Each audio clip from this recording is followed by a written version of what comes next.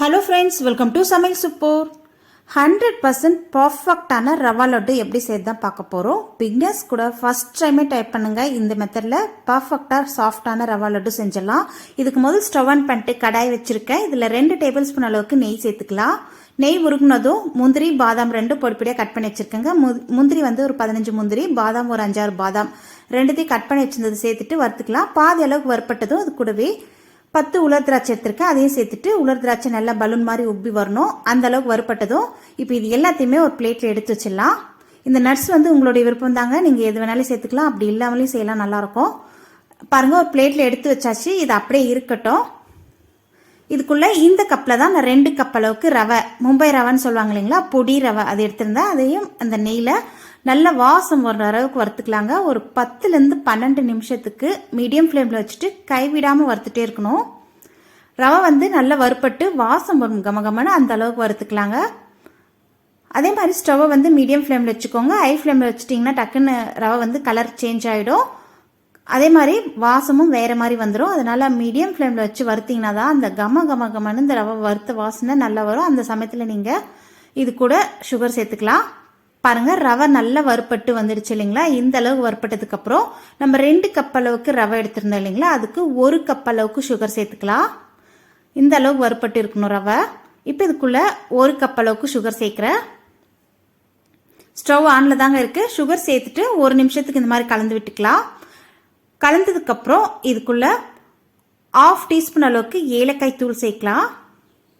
ஃப்ளேவருக்காக ஏலக்காய் தூள் சேர்த்துட்டு கூடவே நம்ம வறுத்து வச்சிருந்தோம் இல்லையா, அந்த ட்ரை ஃப்ரூட்ஸையும் சேர்த்துட்டு நல்லா கலந்து விட்டுக்கலாம். நம்ம சேர்த்துருக்கிற சர்க்கரை, ஏலக்காய் தூள், முந்திரி, திராட்சை எல்லாமே இந்த ரவையோட சேர்ந்து நல்லா மிக்ஸ் பண்ணி விட்டுட்டு ஸ்டவ் ஆஃப் பண்ணிடுங்க. அவ்வளோதான், இது அப்படியே இருக்கட்டும். இது கூட வந்து பால், நல்லா காய்ச்சி ஆற வச்ச பால் நான் வந்து எடுத்திருக்கேங்க. ரவை வந்து சூடாக இருக்கிறதுனால பால் வந்து வெதப்பாக இருந்தால் சரியாக இருக்கும். ரெண்டுமே சூடாக சேர்க்கக்கூடாது. பாருங்க, இப்போ ஸ்டவ்லேருந்து கீழே இறக்கி வச்சுட்டோம் இல்லையா, அந்த கடாயிலிருந்து ஒரு 4 கரண்டி அளவுக்கு மட்டும் தனியாக ஒரு பிளேட்டில் எடுத்துக்கலாம். இப்போ இந்த கடாயை வந்து மூடி வச்சுக்கலாம். இது தனியாக அப்படியே இருக்கட்டும். அந்த பிளேட்டில் வந்து நம்ம ஏற்கனவே காய்ச்சி ஆற வச்ச வெதப்பான பால் சேர்த்து இந்த மாதிரி கொஞ்சம் கொஞ்சமாக ஒரு ஓரமாக சேர்த்துட்டு கொஞ்சம் கொஞ்சமாக பால் தெளித்து இந்த மாதிரி பிசைஞ்சு உருண்டை பிடிச்சிக்கலாம். திரும்பவும் சொல்கிறேன், ஒன்று ரவை வந்து நம்ம வறுத்தோம் இல்லைங்களா, அந்த ரவை வந்து சூடாக இருக்கணும். சப்போஸ் அதை ஆறிட்டு இருந்ததுன்னா பரவாயில்ல, பால் வந்து நீங்கள் சூடாக எடுத்துக்கோங்க. ரெண்டுமே சூடாக இருக்கக்கூடாது.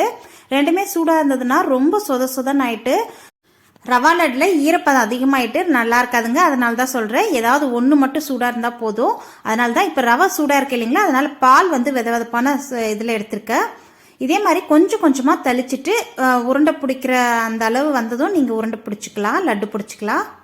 பால் தெளித்து பெசுறோம் இல்லைங்களா, பால் கூட லிமிட்டடாக தாங்க சேர்க்கணும், அதிகமாக சேர்த்துறாதீங்க.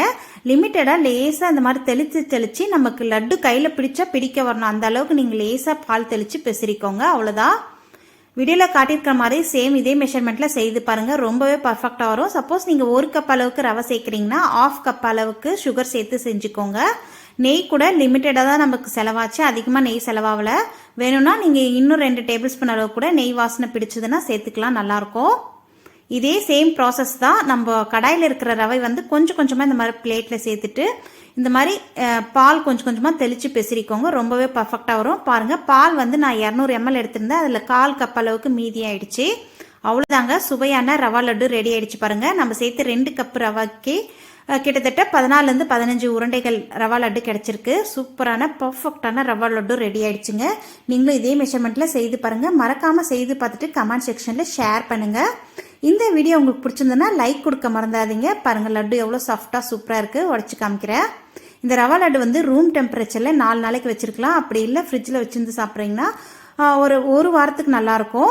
நல்லா ஆறுனதுக்கப்புறம் நீங்கள் இது ஒரு ஏர்டைட் கண்டெய்னர் எடுத்து சர்வ் பண்ணி வச்சுக்கோங்க. ரவா கேசரி சாஃப்டாக எப்படி செய்தாங்க பார்க்க போகிறோம். ரொம்ப சுவையில் இருக்கும். நீங்கள் ஒன்ஸ் செஞ்சு வச்சிட்டிங்கன்னா நாள் ஃபுல்லாகவே அந்த ரவா கேசரி ஃபஸ்ட்டு எப்படி செய்கிறீங்களோ அதே போல் சாஃப்டாக இருக்கும். நீங்கள் வேணும்னா லைட்டாக சூடு பண்ணி கூட சாப்பிட்டுக்கலாம். ரொம்ப பர்ஃபெக்டாக இருக்குங்க. கலர் பொடி எதுவும் சேர்க்காம நேச்சுரலாக செஞ்சுருக்கோம். கண்டிப்பாக இந்த ரெசிபியை நீங்களும் இதே போல் மெஷர்மெண்ட்டோட செய்து பாருங்கள், பர்ஃபெக்டாக வரும். வாங்க இதை எப்படி செய்யுதுன்னு பார்க்கலாம். வீடியோக்குள்ளே போகலாம். இதுக்கு முதல்ல ஸ்டவ் ஆன் பண்ணிட்டு பேன் வச்சுருக்கேங்க. இதில் ஒரு 3 டேபிள் ஸ்பூன் அளவுக்கு நெய் சேர்த்துக்கலாம். நெய் உருகுனதும் ஒரு 10லேருந்து 12 முந்திரி 2ஆக கட் பண்ணி வச்சுருக்கேன், அதையும் சேர்த்துட்டு நல்லா இந்த நெய்லியே வறுத்து எடுத்துக்கலாங்க. முந்திரியை வேணும்னா கூட நீங்கள் உலர் திராட்சை இருக்கு இல்லைங்களா, அதையும் சேர்த்துட்டு வறுத்துக்கலாம். நான் வந்து சேர்க்கல, வெறும் முந்திரி மட்டும்தான் வறுத்து இன்னைக்கு கேசரி செய்ய போகிறேங்க. முந்திரி நல்லா செவந்துடுச்சு, இது ஒரு பிளேட்டில் எடுத்து வச்சிடலாம். இது அப்படியே இருக்கட்டும், அப்புறமா தான் சேர்க்க போகிறோம். இப்போ மீதி இருக்கு இல்லைங்களா, அதே நெய்யில் 1 கப் அளவுக்கு ரவை சேர்க்குறேன். ரவை வந்து இந்த நெய்யிலே வறுத்து எடுத்துக்கலாங்க. அதனால மிதமான தீயில ஒரு 10 நிமிஷத்துக்கு கைவிடாமல் நல்லா வறுத்து எடுத்துக்கோங்க. ரவை வந்து நல்லா கமகமன் வாசனை வரும் பாருங்க, நல்லா உதிரி உதிரி ஆயிடுச்சு இல்லையா. இந்த அளவுக்கு ரவையை வறுத்து எடுத்துக்கணும். இப்போ இது ஒரு பிளேட்ல மாத்திக்கலாம். இது அப்படியே இருக்கட்டும். சேம் அதே பேனில் திரும்ப ஸ்டவ் ஆன் பண்ணிட்டு பேன் வச்சுருக்கேங்க. இதில் 1 கப்பு ரவைக்கு 3 கப் அளவுக்கு தண்ணி சேர்த்துக்கலாம். 2 கப் அளவுக்கு தண்ணி சேர்த்துருக்கேன். 3வது கப்பு, அதாவது 1 கப்பு ரவைக்கு டோட்டலாக 3 கப் அளவுக்கு தண்ணி சேர்த்துக்கோங்க. கூடவே 1/2 டீஸ்பூன் அளவுக்கு சால்ட் சேர்த்துருக்கேன். இப்போ இது நல்ல தண்ணி வந்து நல்லா கொதிக்கணும். கொதிச்சதுக்கப்புறம் இந்த மாதிரி ரவையை கொஞ்சம் கொஞ்சமாக சேர்த்துட்டு ஒரு கையால் ரவையோ ஒரு கையால் கரண்டியில் கலந்து வச்சுட்டே வாங்க. அப்போ தான் கட்டிப்படாமல் நல்லா ரவை வந்து ஸ்மூத்தாக கலந்து வந்துடும். தண்ணி வந்து தாராளமாக இந்த மாதிரி 3 டம்ளர் 1க்கு 3 வச்சிங்கன்னா சாஃப்டாக ரவா கேசரி எவ்வளோ நேரம்னாலையும் சாஃப்டாகவே இருக்கும். மூடி வச்சுட்டு பாருங்கள், ஒரு 3 நிமிஷத்துக்கு வேக வச்சுக்கணும். நடுவில் மட்டும் ஒரு டைம் ஓப்பன் பண்ணிவிட்டு இந்த மாதிரி கலந்து விட்டுக்கோங்க. அடுப்பை வந்து கண்டிப்பாக சிம்மில் வச்சுக்கோங்க, அப்போ தான் சரியாக இருக்கும். ஒரு 3 நிமிஷத்துக்கெல்லாம் நல்லா வெந்துடும். நடுவில் மட்டும் நான் ஓப்பன் பண்ணி கலந்து விட்டுட்டு இருக்கேன். பாருங்கள், நல்லா ஒரு 70% நல்லா வெந்துருச்சு. இன்னும் ஒரு 30% இருக்குது. ரவை வெந்ததுக்கு அப்புறம் தான் சுகர் சேர்க்கணுங்க. ரவை வேகாத்துக்குன்னே நம்ம சுகர் சேர்த்துட்டோம்னா ரவை சுத்தமாக வேகாத அப்படி நின்றுடும். இப்போ நல்லா இன்னொரு முறை கலந்து விட்டாச்சுங்க. மூடி போட்டு விட்டுடலாம். இன்னும் ஒரு 2 நிமிஷம் கழிச்சு ஓப்பன் பண்ணி பார்த்தோன்னா பாருங்கள், நல்லா வெந்துட்டுருக்கு இல்லையா. சாஃப்டாக ரவை சூப்பராக வெந்திருக்கு பாருங்கள். நல்லா கலந்து விட்டதுக்கப்புறம் இதுக்குள்ள 1/4 கப் அளவுக்கு சுகர் சேர்க்குறோம். ஃபஸ்ட்டு 1 கப் அளவுக்கு சுகர் சேர்த்துக்கலாம். அதாவது 1 கப்பு ரவைக்கு 1/4 கப் அளவுக்கு சுகர் சேர்த்திங்கன்னா சரியாக இருக்குங்க. கூடவே 1/2 டீஸ்பூன் அளவுக்கு ஏலக்காய் தூள் சேர்த்துக்கலாம் ஃப்ளேவருக்காக. சர்க்கரை வந்து நீங்கள் நல்ல தூக்கலாக சாப்பிட்றீங்கன்னா 1/2 கப் 1க்கு 1/2 கப் அளவு கூட சேர்த்துக்கலாம். 1/4ன்றது சரியான சுகரில் இருக்கும். சுகர் சேர்த்ததுக்கப்புறம் இந்த மாதிரி இலக்க கொடுத்து வருது பாருங்கள். நல்லா இலக்க கொடுத்து வந்துட்டு திருப்பவும் திக்காவும். இப்போ 1 கப் சர்க்கரை சேர்த்துருந்தோம் இல்லையா, திருப்பவும் 1/4 கப் அளவுக்கு சுகர் சேர்த்து நல்லா கலந்து விட்டுக்கலாங்க. பாருங்கள், 1/4 கப் அளவுக்கு, ஏற்கனவே 1 கப்பு சேர்த்துருந்தோம், இப்போ 1/4 கப், டோட்டலாக 1/4 கப்பு. இப்போ திரும்பவும் ஒரு 2 டேபிள் ஸ்பூன் அளவுக்கு நெய் சேர்த்துட்டு நல்லா கலந்து விட்டுக்கலாம். நல்லா கலந்ததுக்கப்புறம் மூடி போட்டு இது ஒரு 2 நிமிஷம் அப்படியே விட்டுருங்க. அந்த சுகர் எல்லாம் நல்ல ரவையோடு சேர்ந்து நல்லா மிக்ஸ் ஆகி நல்லா அந்த கேசரி பதத்துக்கு நல்லா வந்துடும். சுகர் சேர்த்ததுக்கப்புறம் இலக்கு கொடுத்து வரும். தண்ணி ஆயிடுச்சேன்னு ஒன்றும் பயப்பட தேவையில்ல, திரும்பவும் திக்காய் வந்துருங்க. பாருங்கள், நல்லா கலந்து விட்டாச்சு. திரும்பவும் இது மூடி போட்டு விட்டுட்டு 2 நிமிஷத்துக்கு சிம்மில் வேக வச்சுக்கலாங்க. 2 நிமிஷம் ஆயிடுச்சு. இப்போ ஓப்பன் பண்ணி பார்த்தோன்னா சரியான பதத்தில் வெந்திருக்கு பாருங்கள். இப்போ நம்ம வறுத்து வச்சுருக்க முந்திரியோ 2 டேபிள் ஸ்பூன் அளவுக்கு நெய்யும் சேர்த்துட்டு நல்லா கலந்து விட்டுக்கலாம். டோட்டலாக நான் வந்து 6லேருந்து 7 டேபிள் ஸ்பூன் அளவுக்கு நெய் சேர்த்துருக்கேன். சேர்த்துட்டு நல்லா மிக்ஸ் பண்ணி விட்டுக்கலாம். அவ்வளோதான். பார்க்கும் போதே அதனுடைய பக்குவம் உங்களுக்கு தெரியும். எவ்வளோ பர்ஃபெக்டாக சூப்பராக வந்திருக்கு பாருங்கள். ஆர்டிஃபிஷியல் கலர் எதுவும் சேர்க்காம சும்மா நேச்சுரல் கலர்லேயே அவ்வளோ சூப்பராக வாயில் வச்ச உடனே கரைஞ்சி போகும். காலையில் செஞ்சிங்கன்னா ஈவினிங் வரைக்குமே அந்த பக்குவம் மாறாமல் அவ்வளோ சூப்பராக இருக்கும்.